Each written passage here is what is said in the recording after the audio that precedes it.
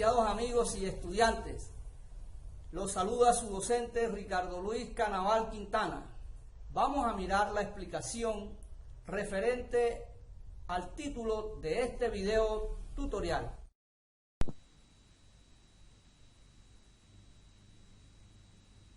Empezamos la clase. Buenos días, hoy viernes 10 de julio del 2020.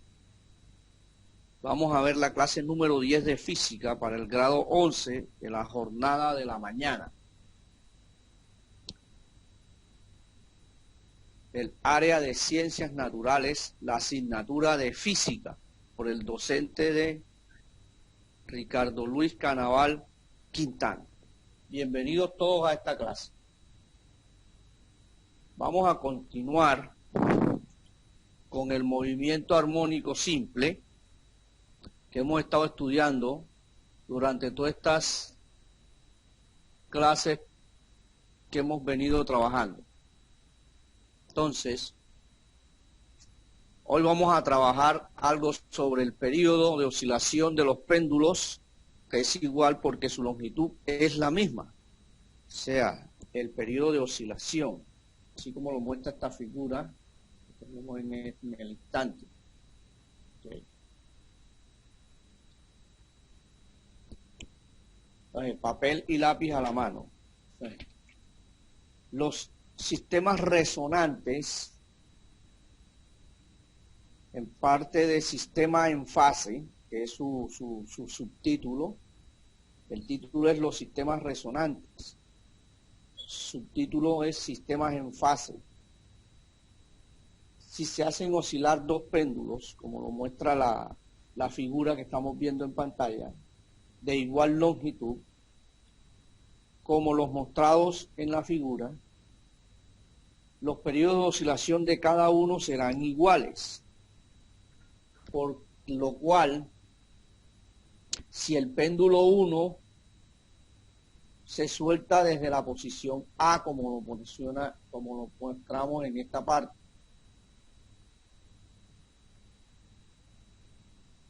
al mismo tiempo que el péndulo 2, que está en esta otra posición. ¿Sí? El péndulo desde la posición A', o sea, es esta que está aquí. Los dos pasarán al tiempo por la posición de equilibrio, eso es lógico.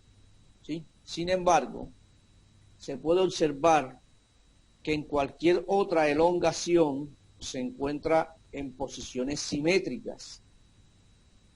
Si detuviéramos uno de los dos péndulos durante un tiempo, o sea, sería un periodo entre dos, en un estado de tiempo, los dos ocuparían la misma posición. En el primer caso, se dice que hay una diferencia de fase. Para el ejemplo, es media oscilación. En el segundo caso, se dice que los péndulos están en fase. ¿Ya? Y esta sería referente al subtítulo de los sistemas resonantes. Hablemos también un poco de las oscilaciones amortiguadas. ¿Qué quiere decir esto? Que debido a las fuerzas de rozamiento, ustedes recuerdan cuando vieron en décimo fuerzas de rozamiento, que se da en la tercera ley de Newton, en cualquier sistema oscilatorio real siempre se presentan pérdidas de energía. Por ejemplo, en un péndulo o en una masa atada al extremo de un resorte oscilante, su amplitud decrece constantemente a medida que transcurre el tiempo, hasta adquirir el reposo en su posición de equilibrio. O sea que va haciendo hasta que ya va quedando en el punto. ¿Sí o no recuerdan? Comienza haciendo así, y ya después queda en el puntito ahí. Eso es lo que quiere decir esa parte. En este caso, el movimiento se denomina armónico amortiguado. El amortiguamiento corresponde en general a la resistencia del aire y a la fricción interna del sistema de oscilación. Fricción es lo mismo que fuerza de rozamiento, ¿oyeron? Listo. La energía se disipa, convirtiéndose en energía térmica. ¿Recuerdan cuando vieron energía térmica en termodinámica? Fueron las últimas clases de décimo. Perfecto. Bueno, reflejada en una menor amplitud de oscilación. O sea, que esta energía se disipa convirtiéndose en energía térmica. Reflejada en una menor amplitud de oscilación. O sea, se va deteniendo. Bueno. La amortiguación de un sistema se puede presentar de tres formas diferentes, ¿sí? Sobreamortiguación, ¿es esta? Subamortiguación y amortiguación crítica. Bueno, un sistema de sobreamortiguación es cuando el amortiguamiento necesita un largo tiempo para alcanzar el equilibrio. Un sistema subamortiguado es cuando pasa por varias oscilaciones antes de llegar al reposo, o sea, lo que dice, hace varias formas, así para la... Es cuando lanzan las canicas también, recuerda que va dando vueltas hasta que se despierta. Y un sistema de amortiguamiento crítico cuando alcanza el equilibrio con mayor rapidez. Cuando alcanza el amortiguamiento crítico es cuando hace este tipo. Y se detiene allí. Entonces, primero, las tres formas diferentes de amortiguación de un sistema. Primero el sobreamortiguado, ¿sí? Que es cuando hace demasiado, utiliza muchos periodos, mucho tiempo para poder detenerse o alcanzar un equilibrio estabilizado. El subamortiguado cuando pasa varias oscilaciones antes de llegar al reposo, ¿sí?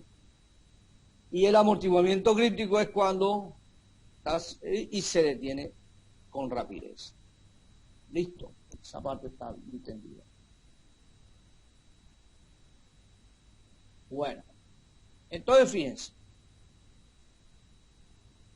En la siguiente figura se puede observar la relación existente entre un movimiento armónico simple en ausencia de fricción, ¿sí? Y un movimiento armónico amortiguado con presencia de fricción. ¿Okay? Buenas. Buenas, ¿con quién hablo? William Fortich. ¿Cómo estás, William? Ya te apunté. Bien. William Fortich. Ok, ya te apunté. Listo. ¿Quién más no ha apuntado? Bueno, listo, ya están toditos ahí todavía, listo. Perfecto. Entonces, la ausencia de fricción es en este punto. Y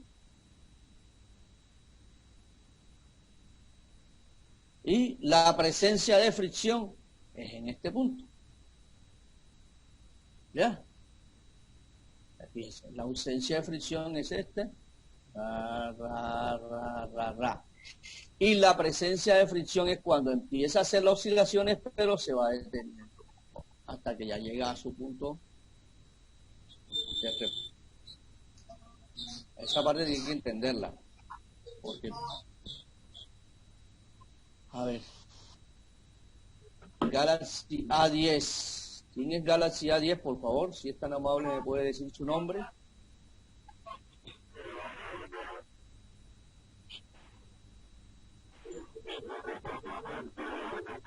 A ver, buenos días. Hola, Maylén. ¿Cómo estás? Bien, profe. Ok, Habías entrado hace rato, pero te tuviste que salir, ¿verdad? Sí. Bueno, listo. Ya estás aquí. Bueno, entonces seguimos. Maylene, estamos explicando algo sobre la ausencia de fricción y la presencia de fricción en estas dos figuras, ¿oíste?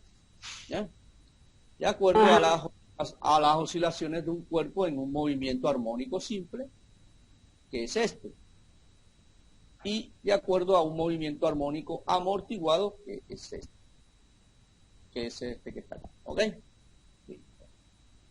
Bueno, una vez entendido esta parte, hay oscilaciones forzadas, sí señor. Esas oscilaciones forzadas, debido a una resonancia, al aplicar una pequeña fuerza se genera una gran amplitud de oscilación. Entonces, las oscilaciones forzadas, para que un sistema realmente oscile durante un tiempo largo o durante un largo tiempo, es necesario que por medio de una fuerza externa, vamos a ver, Jesús Merlano, desactiva tu micrófono, o yo te lo desactivo desde acá, no te preocupes. Entonces, fíjense, repito, para que un sistema real oscile durante un largo tiempo, es necesario que, por medio de una fuerza externa, recupere la energía perdida durante el rozamiento, ¿ya? O la fricción, recuerda, o la fuerza de rozamiento. Por lo cual, cuando un cuerpo oscilante se somete a una fuerza externa, sus oscilaciones son forzadas. ¿Okay? Así como lo está mostrando la figura, que debido a una resonancia, el movimiento hacia allá y hacia acá, que es lo que hace la resonancia, ¿sí? Así se hace la fricción en el resorte este que está mirando. Bueno. Entonces, por ejemplo, se considera el movimiento de un columpio si no existe la intervención de la persona que se mece, ¿sí o qué? El columpio oscilará con una frecuencia natural o propia y se mantendrá indefinidamente si no hay fricción. Por el contrario, si el columpio se empuja con cierta intensidad, cada vez que alcanza uno de sus extremos de oscilación, la oscilación producida será forzada. Ya se dieron cuenta, váyanse allá al columpio del parque, que es lo que estoy hablando. La oscilación del columpio, ¿verdad? Es muy diferente cuando el columpio lo hace en forma natural, que hace una frecuencia hasta que ya se va manteniendo hasta que llega a su reposo. Y es muy diferente o muy contrario si el columpio usted lo empuja con cierta intensidad. Pues cada vez que alcanza los puntos extremos, o sea, este y este que va así, los puntos extremos de oscilación, la oscilación producida será forzada. Eso es lo que quiere decir este tema. Ya van varias cositas ahí. Entonces, de esta manera se verifican dos condiciones para mantener o aumentar la amplitud de un sistema oscilante. La fuerza externa es periódica y su frecuencia es igual a la frecuencia propia del sistema. Y la fuerza externa está en fase con el movimiento de oscilación. Entonces, cuando las dos condiciones que estamos viendo se cumplen,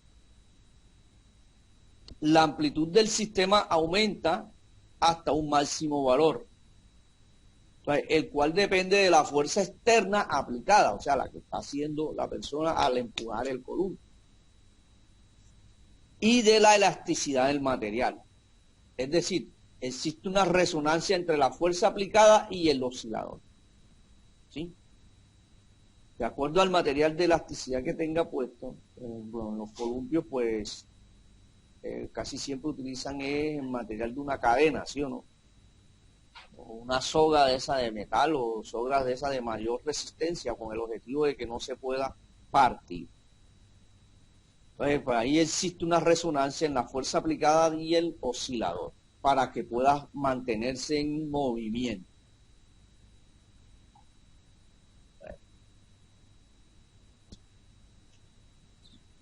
Bueno, una vez entendido esta parte, hay algunas demostraciones. Por ejemplo, el fenómeno de resonancia se puede comprender mediante una barra y un resorte en el que está suspendido un objeto, así como lo vimos acá en esta figura, por ejemplo.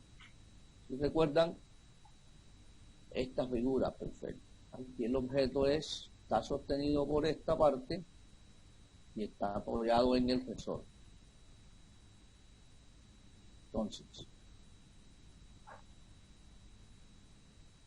Entonces, para ello se cuelga el resorte en uno de los extremos de la barra y se hace oscilar.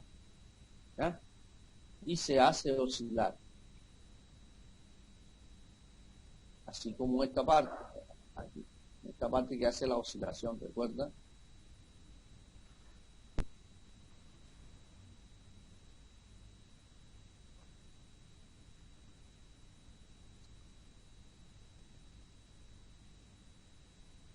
Entonces, una vez esté oscilando, se mueve la barra hacia arriba y hacia abajo, como lo mostré allá en esa parte, con una frecuencia igual a la frecuencia de oscilación del sistema de resorte objeto.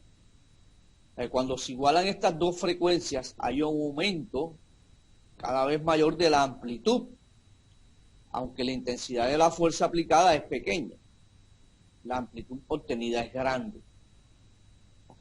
Que lo es en esta figura. Ya ahora sí la entendieron. Perfecto. Lo hace así y se va deteniendo allá. ¿Ok? Bueno. Ahora miremos esta otra figura. Se muestran tres péndulos marcados con las letras A, B, C, E, A, B, C, perdón, los cuales cuelgan una barra flexible. Esta barra, esta es una barra flexible porque no tiene apoyo acá, vean. Acá no hay apoyo, acá no hay apoyo. Entonces es una barra flexible. Por lo tanto, esto va a oscilar hacia arriba y hacia abajo. ¿Ok? Hacia arriba y hacia abajo. Entonces, uno de ellos tiene la misma longitud del péndulo marcado con el número 1. Perfecto. O sea, el péndulo marcado con el número 1 tiene la misma longitud que este. ¿Verdad? Cuando ponemos en oscilación el péndulo 1,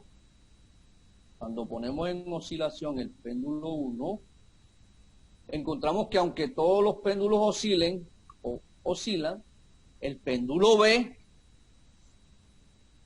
lo hace con mayor amplitud, puesto de que tiene la misma longitud que el péndulo 1.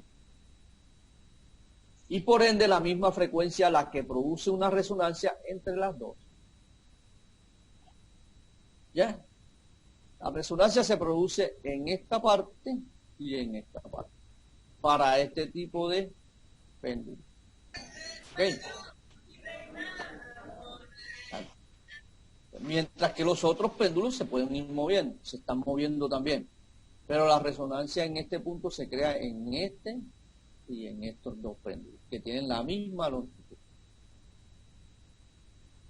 ¿Entendido esa parte? ¿Preguntas? Bueno, seguimos. Entonces, además de las oscilaciones mecánicas, como las de un péndulo, también existen oscilaciones eléctricas, como la corriente alterna, y oscilaciones magnéticas. En todos los siguientes casos se producen fenómenos de resonancia que tienen mucha aplicación práctica. En base a estos puntos fue que se creó la resonancia magnética de nuestra aplicación clínica. Gracias a esta parte que estamos explicando en el día de hoy. Dio pie para que se crearan muchas cosas en base a la resonancia. En la sintonización de una emisora, por ejemplo, de radio, se basa en la resonancia electromagnética, que dice, al girar usted la perilla del sintonizador del radio, ¿sí?, se varía una característica del circuito eléctrico, que cambia el valor de la frecuencia propia del mismo. Por ejemplo, sería algo semejante a modificar la longitud de un péndulo, por ejemplo, ¿verdad? Cuando la frecuencia propia del aparato toma el valor exacto de la frecuencia de la onda, se produce la resonancia. O sea, el aparato absorbe la energía de la onda y se escucha las señales cuando usted está escuchando la música en la emisora. Esta es la explicación científica en base a lo que usted escucha en un radio.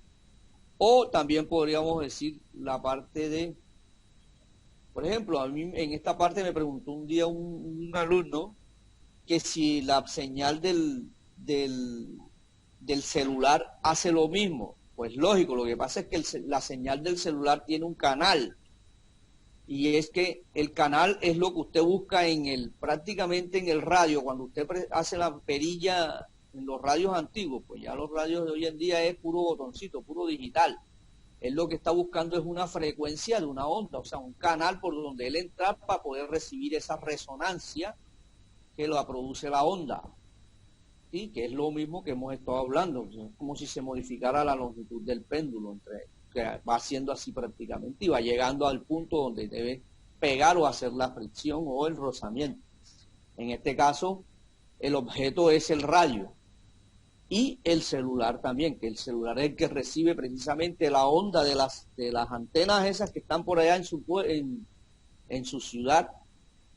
Ellas reciben automáticamente la señal del satélite y la hacen resonante a través de ondas para que usted la pueda recibir en el celular. Entonces muchas veces nosotros cuando no, es que no tengo señal, por ejemplo, hay una partecita que no existe resonancia, ni hay frecuencia de onda entre Turbaco y Cartagena, que es la parte que llaman Loma de Piedra. En la Loma de Piedra la resonancia y la onda se pierde porque los aparatos no absorben esa energía en ese punto. Ojalá algún día tenga yo esa facilidad de traerlos y ponerlos en ese punto, porque yo un día cuando vi esta clase hace años me quedó la duda. Yo dije, caramba, cada vez que yo paso por aquí me pasa esto, lo que dice la parte del fenómeno de resonancia. Voy a mirar y precisamente un día me fui a pie hasta allá. Y preciso, ¿verdad? El celular ahí no recibe señal por ninguna parte. Y puse un efecto de un Wallman, que eso recibía también las señales en ese tiempo, eso hace rato. Y nada, no coge señal de radio. O sea, ese punto ahí hay un fenómeno de resonancia. No sé si es por la montaña o qué será, pero no llega. Y están las antenas cruzadas por ahí, nada. Las antenas tienen que estar prácticamente en un ángulo superior para que puedan sobrepasar ese punto. O sea, ya esos son efectos que, bueno, esta es la manera de una experiencia que yo tuve en base a este punto, ¿oyeron? Hay otra demostración de un sistema resonante que ocurrió en noviembre de 1940, cuando el puente Tacoma en los Estados Unidos se derrumbó 4 meses después de haberse inaugurado, debido a una tormenta, y la fuerza producida por el viento entró en resonancia con la estructura oscilante, o sea, con la estructura que hacía así. ¿Ya me entienden? Eso lo llevó a una transferencia de energía que aumentó la amplitud de la oscilación ahí está la figura del puente caído, miren. ¿Sí ven? Entonces, ¿qué pasó? ¿Qué destruyó el puente realmente? La amplitud de oscilación en la transferencia de energía fue la que aumentó la oscilación en el puente. ¿Y eso qué produjo? Produjo una destrucción automáticamente. Y el puente fue construido con una estructura más rígida porque si se dan cuenta, la torre que está allí, que es la que sostiene el puente, está intacta. Lo que se destruye prácticamente es donde hace el efecto resonante nada más, o sea, en los puntos donde ya está la resonancia, que es la donde se produce la amplitud de la oscilación. Entonces, y esto aumentó la frecuencia de resonancia para evitar que los vientos fuertes lo pudieran en vibraciones resonantes. O sea, supuestamente fue construida con ese objetivo y ve, desafortunadamente no duró sino 4 meses. Lo mismo pasó en Colombia. En Colombia pasó en un puente que estaban haciendo por allá no es el último puente ese que estaban haciendo, que es cerquita de la zona cafetera, creo que fue, le pasó el mismo puente. Ya, hicieron la torre, trataron de llevar el punto oscilante hasta el extremo donde se conecta con la otra carretera y cuando ya estaban llegando se cayó el puente.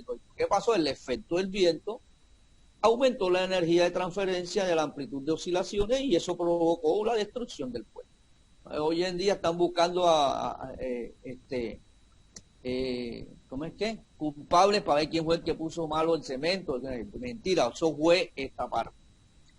Es mucho cuidado con esas construcciones. Los ingenieros de hoy en día tienen que pensar mucho, porque hoy en día hay mucha oscilación en nuestro ambiente.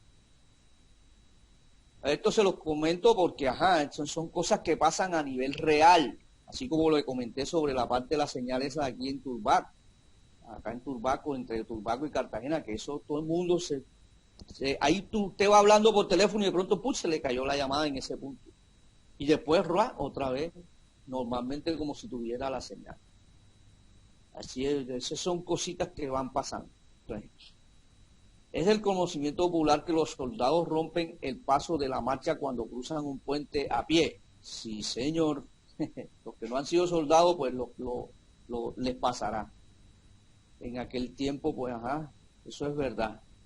Si el ritmo de la marcha coincidiera con la frecuencia natural del puente, este comenzaría a vibrar hasta romperse. Por eso es que eso no se puede hacer en puentes, ¿vieron? La marcha de los soldados, el grupo de soldados, eso genera una vibración y esa parte puede romper un puente prácticamente. Por otra parte, todos los objetos que se desplazan en el agua, desde los barcos hasta los nadadores, tienen que vencer fuerzas de arrastre debidas a la densidad y a la viscosidad del agua. ¿Sí? Recuerde que a la densidad, ojo lo que acabo de decir, que esa es la que aprovechan muchos para flotar en el agua. ¿Sí? El agua no es que usted puede, sino que de acuerdo a la densidad es que usted puede flotar. Y eso lo utilizan también los barcos, los nadadores, con el objetivo de poderse mantener en la viscosidad del agua. ¿Ok? Profe, Cuénteme. ¿quién es Miguel Ricardo? Miguel Ricardo. Uh-huh. Vamos a buscarlo. Miguel Ricardo Pérez. A ver, por favor, ¿quién eres tú, papá?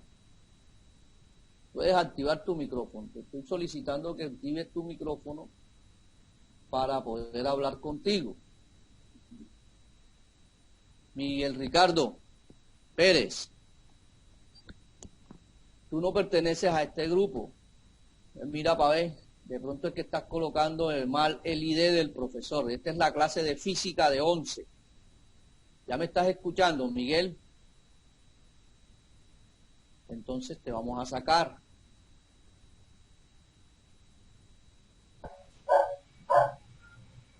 A ver, cuéntame, Miguel. Ojo, Miguel, si yo te saco, ya no entras más a clase. Y de pronto en otro salón o en otro profesor te va a poner problemas para entrar, porque tengo yo que habilitarte desde el sub para que puedas entrar nuevamente.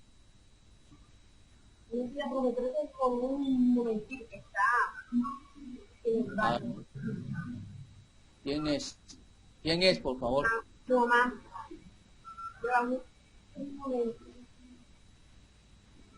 Aló. Por favor, se especifica qué alumno es y de qué grado, por favor, para no tener que sacarlo y de pronto vaya a afectar en otras clases. Sí, pero ¿qué grado está él? En décimo. Sí. Bueno, la clase de décimo es ahora después, ¿oyó? A las 9:40. Entonces, por favor, para que salga, porque es que esta clase se le va a hacer un poco incómodo, porque ya este es otros temas bastante avanzados, ¿oyó?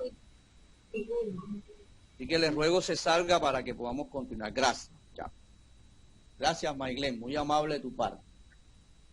Esa es la forma correcta de decirle a los alumnos para que se salgan, ¿ok? ¿Por qué? Porque si yo lo saco de la clase, entonces va a tener el problema para entrar a las otras, entonces pues hay que habilitarlo. ¿Sí me entienden, chicos? ¿Ya? Ese es el problema. Bueno, ya ahí salió. Continuamos. Entonces, pero además, si el objeto o el nadador se desplazan en la superficie de dos medios, agua y aire, por ejemplo, aparece una nueva fuerza de arrastre, que es la del deslizarse, ¿sí o no? Entonces, la superficie del agua sostiene normalmente la presión hacia los dos lados, que es la que yo creo que les expliqué a ustedes algo sobre un velero que hace eso. No, esa clase no la vimos, creo, no llegamos a verla ya, que fue en otro salón.